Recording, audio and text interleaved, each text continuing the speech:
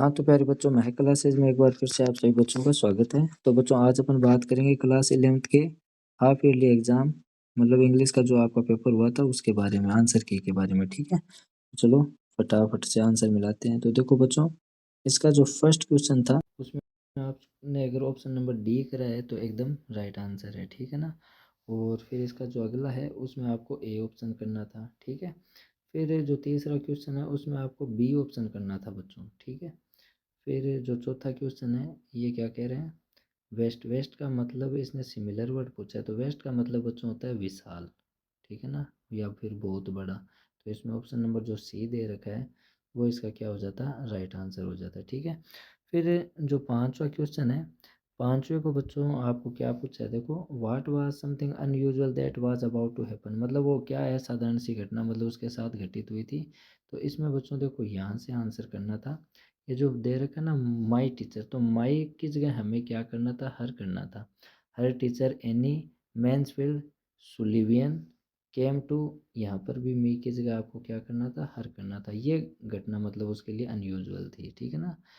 फिर जो आगे क्वेश्चन है बच्चों, जो छठा question, what about spelling the डोल डिलाइटेड हेलन, तो इसका बच्चों आंसर, तो इसका आंसर बच्चों यहाँ से हो जाता है, ये देखो दे रखा है ना, my finger linger almost unconsciously on the familiar, ये इसका मतलब राइट आंसर हो जाता है, ठीक है। फिर जो पांचवा क्वेश्चन, फिर जो सॉरी जो सातवां क्वेश्चन है, when do you think Helen was born, वो मतलब उसका जन्म कब हुआ था हेलन का, तो ये देखो it was the 3rd of March 1887, 3 month before, ठीक है, ये इसका राइट आंसर हो जाता। फिर जो अगला क्वेश्चन है, seeing the new doll floor what emotion of the child does it reflect, यानी जो बच्चा होता है उसका क्या रिफ्लेक्ट होता है, ठीक है ना। तो इसका बच्चों आंसर हो जाएगा एक्साइटमेंट, वो एक्साइटमेंट में होती है, ठीक है ना, एक्साइटमेंट एंड ईगरनेस, ईगरनेस, ठीक है, ये इसका राइट आंसर हो जाता है, ये रिफ्लेक्ट होता है उस चीज़ का, ठीक है। फिर जो अगला था, ये कह रहा है what does a deep languor had success this passionate struggle man, तो इसका बच्चों ये देखो लास्ट के अंदर जो पड़ा है ना, ये एंगर एंड बिटरनेस, ये यहाँ से इसका हो जाता है यहाँ तक, ठीक है।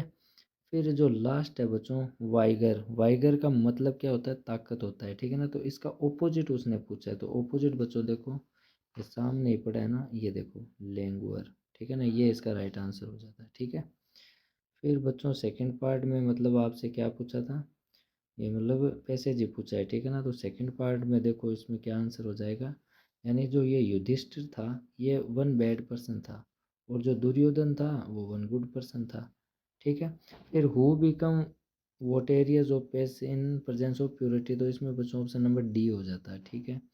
फिर रेफरेंस का मतलब ऑपोजिट बच्चों आपको क्या करना था, एडोरेशन करना था, ठीक है। इसमें क्या पूछा है, सिमिलर वर्ड पूछा है, तो इसका ये बी ऑप्शन आपको करना था, ठीक है।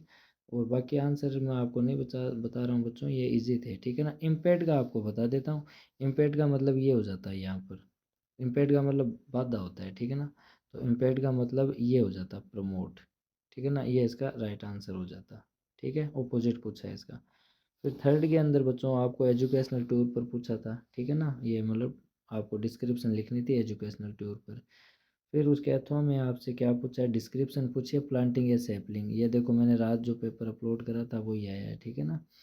फिर चौथे के अंदर आपको be Indian and buy Indian के ऊपर आर्टिकल लिखना था, और इसके अथवा में आपको रिपोर्ट देनी थी किस पर, morning prayer session in A school, यानी स्कूल में जो सुबह प्रार्थना होती है ना उसके बारे में। फिर पांचवें क्वेश्चन के अंदर आपको लेटर लिखना था, किस चीज़ के लिए, मतलब कंप्लेन करनी थी आपको इलेक्ट्रिसिटी फेलर के लिए, ठीक है, एग्ज़ाम टाइम के समय। और इसके अथवा में आपको ये क्या करना है, एप्लीकेशन पूछिए, कंप्लेंट करनी थी आपको, मतलब आपकी जो लाइब्रेरी फैसिलिटीज़ है उसके लिए, ठीक है। फिर जो आपका ग्रामर सेक्शन आता है बच्चों, उसके अंदर क्या करना था, फर्स्ट में आपको एन भरना था, ठीक है, फर्स्ट में आपको एन करना था, सेकंड में लिटिल करना था, क्योंकि इसमें देखो ये क्या कह रहा है, so you can't make tea, अगर ए लिटिल भी करे तो भी चल जाएगा, लेकिन ए लिटिल करना था, ठीक है। फिर मैनी ऑफ थर्ड के अंदर, फिर अगले में एनी करना था। फिर सातवें क्वेश्चन के अंदर आपको मतलब correct form of the verb पूछिए, तो इसमें आपको टेल्स करना था, सेकंड में इज क्राइंग, और थर्ड के अंदर हैड स्टॉप, ठीक है। फिर जो चौथा था बच्चों, इसमें ये कंडीशनल सेंटेंस दिया, तो कंडीशनल सेंटेंस के अंदर क्या होता है, आई के साथ अगर आपको बी फॉर्म दिया तो आपको मतलब कोई भी सब्जेक्ट हो आपको हमेशा कंडीशनल सेंटेंस में वर का यूज़ करना है, ठीक है। फिर जो आठवां था उसमें आपको मॉडल पूछा है, तो पास्ट इनएबिलिटी आई है तो फर्स्ट में आपको कुड करना था, सेकंड में एडवाइस आई है तो शुड करना था, ठीक है। प्रोमिस में आपको विल करना था, प्रोमिस यानी वादे और थ्रेट यानी धमकी के अंदर अपन विल या सेल का यूज़ करते हैं, और परमिशन जब भी आए तो मे का यूज़ करते हैं, ठीक है। ये राइट आंसर हो जाते हैं। फिर जो आठवां था उसमें आपको प्रीपोजिशन का यूज़ करना था, pay attention to your studies, ठीक है। श्याम इज़ फॉन्ड ऑफ यानी शौकीन है किसका, स्वीट यानी मिठाइयों का, he is looking for a job, ठीक है। और लास्ट में भी आपको फॉर ही करना था। फिर आपके आगे आता है सेक्शन डी, तो इसमें आपको पैसेज पूछा है तो मैं आपको इसका लास्ट वाला करा रहा हूँ। तो कंटिन्यूसली का मतलब कंस्टेंटली, इसके अंदर आपको ये देखो ये सामने पड़ा, ब्रिंग का मतलब लाना होता है, ठीक है ना। तो इसमें फेच की मीनिंग होनी चाहिए, आप देखना अगर आपने इसमें फेच किया है तो राइट आंसर है, ठीक है। फिर अथवा में भी आपको मतलब पैसे ही दे रखा है, ठीक है ना। तो बिग का मतलब बड़ा होता है, तो इसका बड़े को अपन और क्या बोल सकते हैं, ठीक है ना। तो इसमें मिल जाएगा, ये कोई ज़्यादा हार्ड नहीं है बच्चों। फिर स्टैंडिंग इरेक्ट सीधा खड़ा होना, ठीक है ना, तो ये रहा वर्टिकली, ये इसका राइट आंसर हो जाएगा, ठीक है। फिर आगे आते हैं बच्चों, आपके ये क्वेश्चन आंसर आ जाते हैं, आई होप आपने अच्छे किए होंगे, ठीक है। फिर अपन बात करते हैं लास्ट क्वेश्चन की, ठीक है ना, जो 18वां है।